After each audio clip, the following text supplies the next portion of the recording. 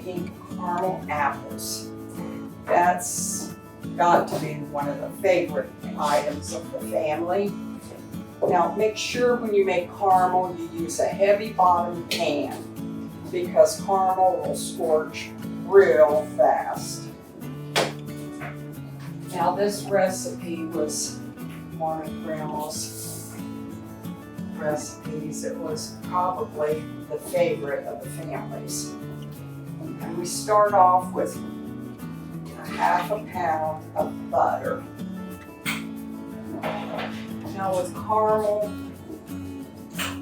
we use caramel for about everything. I make caramel apples, I make turtles, just a big plate of caramel, slice it, and just have squares of fresh caramel to eat. It's wonderful. Now we take our butter, and then we have our sugar. Take 2 cups of sugar.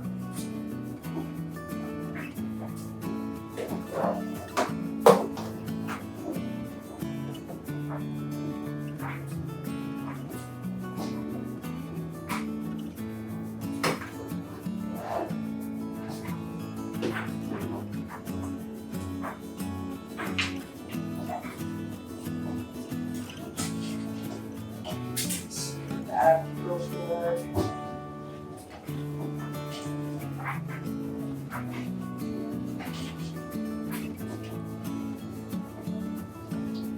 And then we also add 2 cups of white Karo syrup to this.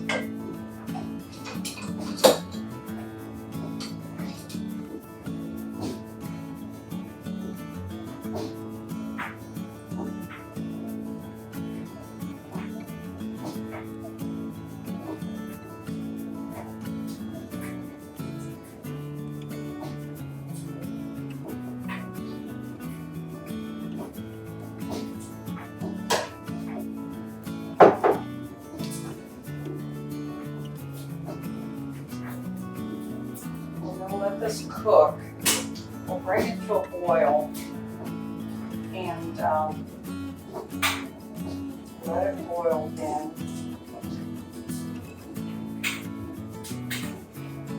I think caramel apples, I think back when kids were little, that was a long time ago.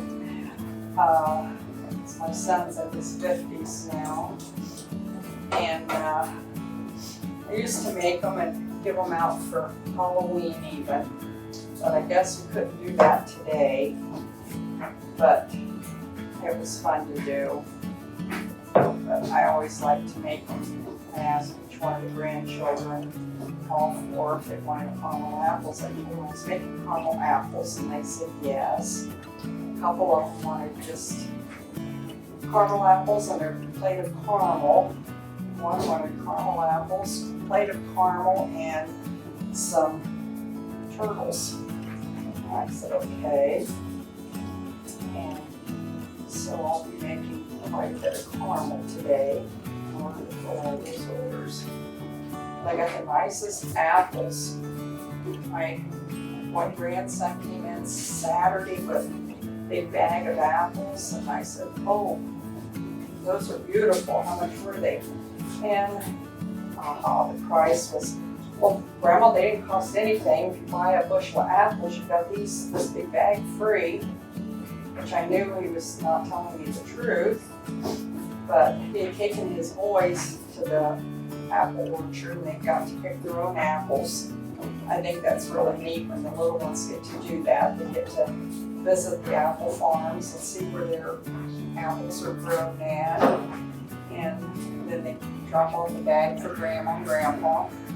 A couple weeks ago, my youngest grandson did that. Him and his 2 little ones went and picked apples. I think the 3rd little one went too, but he couldn't reach them. He's just too little. He's only 11 months. My husband calls him the little munchkin because he started walking at about 7 months, and he's so cute the way he walks. But he brought in a big bag of apples too, so we've really, really been blessed with apples. So those that I got from Josh, we fried, and my husband enjoyed them. We made fried apples and biscuits, and oh, they were so good. But we've really been blessed with fresh apples this year. That's what I love about fall. You get all the fresh apples. So we're gonna let this start boiling and let it boil for about 5 minutes. And then we'll add the rest of the ingredients to it.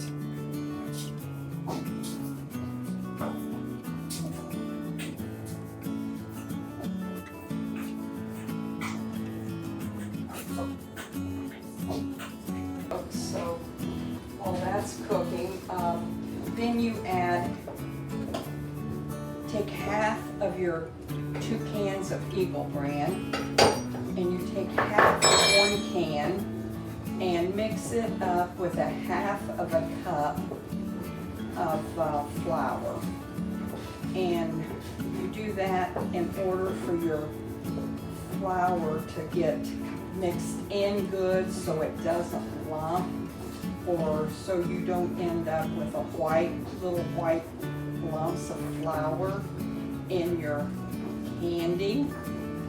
Because if you put it just directly in your candy, it won't mix in. It'll show little lumps in there of white instead of being mixed in. And it will be real thick, but it will mix in real good if you mix it up with your flour. And you'll take it takes 2 cans of Eagle Brand milk,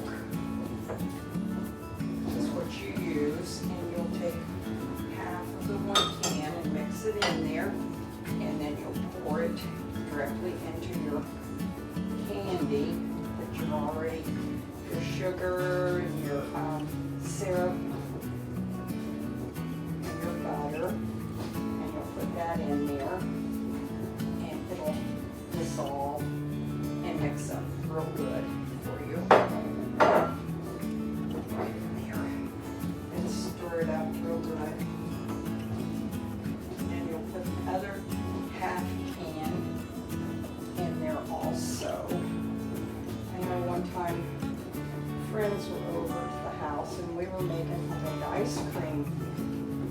It was kind of funny because I didn't get my egg yolks blended real well. And I had little lumps of egg yolk in my ice cream after it got done. Just little tiny pieces.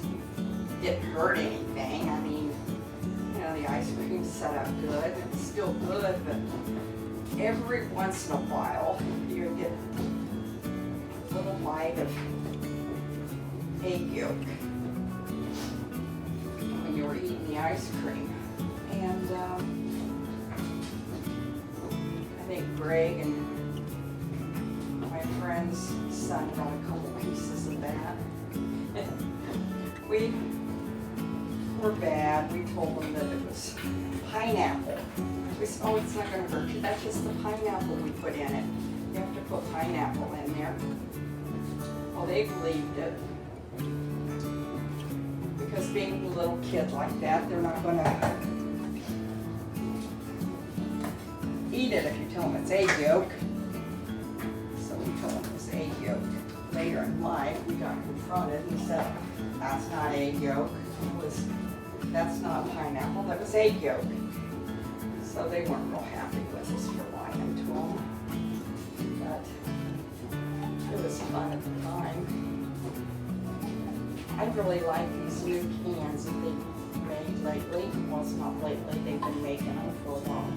That pop open like that. Much easier than getting the can openers out and using them. Now, after you get your 2 cans and your half a cup of flour in this, then you just cook it. And it's really thick, but it's going to get really thicker. Now, you'll have to stir it and cook it. It could take anywhere from 20 minutes to 30 minutes, maybe even 35 to get it all done. It'll turn a brown, like caramels are. It'll form, I put it in a ball of water here, make a little ball out of it. When it's done, it'll form a little ball. And that's what Grandma always did. She never used a candy thermometer. Never used a candy thermometer on it. It was always done with a little ball on it. So that's what we're going to do, and we're going to stir it the whole time. My Josh, grandson, used to come in, and he would always come and stir my caramel when I made it. But now he's got 3 children and works at the hospital, and he doesn't have time to do that for Grandma. But if he knew I was doing it and I wanted him to come and do it, he would find time. He's really good. He always comes and does anything Grandma needs done. So, Grandma's going to do this time herself.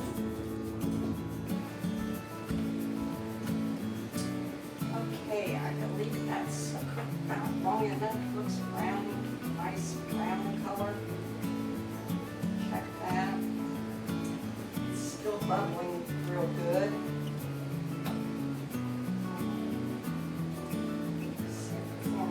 Now we put a little bit in the cold water to see if it'll form a ball. I guess yes, it forms a nice ball there. Nice. This is the best part. Yes, it's good and chewy. Okay, then you add just about a teaspoon of vanilla.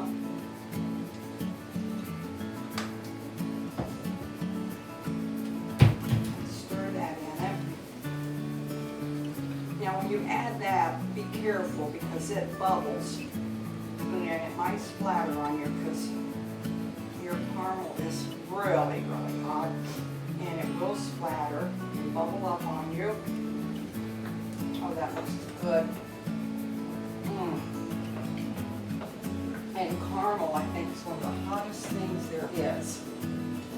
Okay, we're going to bring that over here and let it sit for a little bit, maybe 5 minutes or so, to cool down just a little bit before we start dipping our apples, because right now it's just boiling.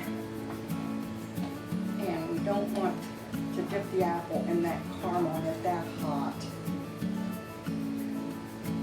Might even pour it out into another pan, because this pan, as long as it's in there, it's going to keep cooking. So we might get a different pan and put it in it. We'll switch pans. We have it cooking. As you can see down in there, you can see that it is still cooking because it's still bubbling.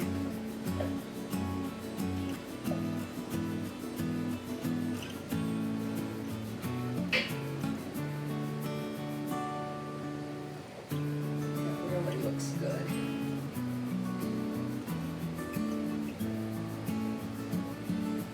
Kids will enjoy those apples.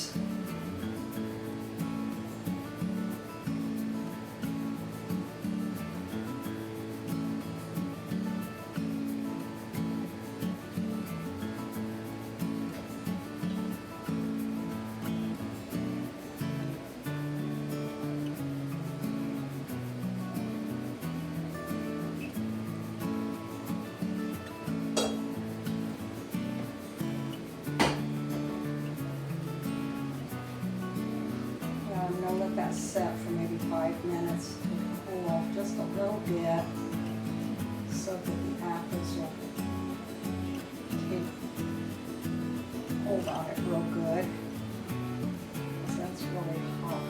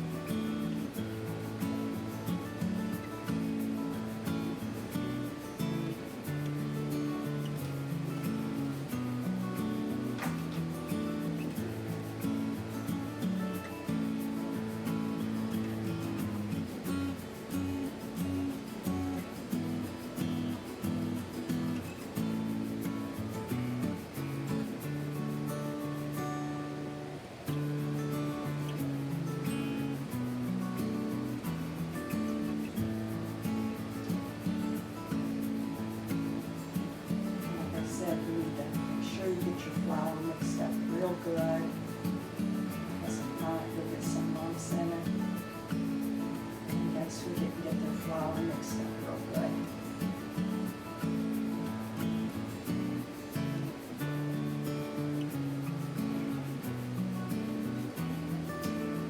Okay, we're gonna have some nice, yummy apples.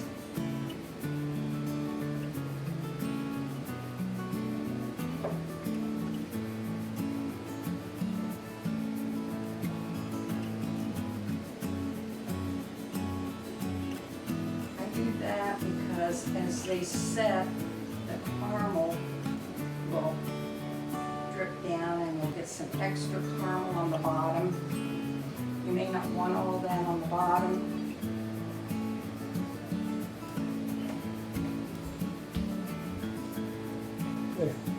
Okay, we have about 20 caramel apples ready for the grandkids to start picking up. They look yummy. They like them. Thank you for joining me today, and try this recipe. I'm sure you'll enjoy it. Thank you bunches.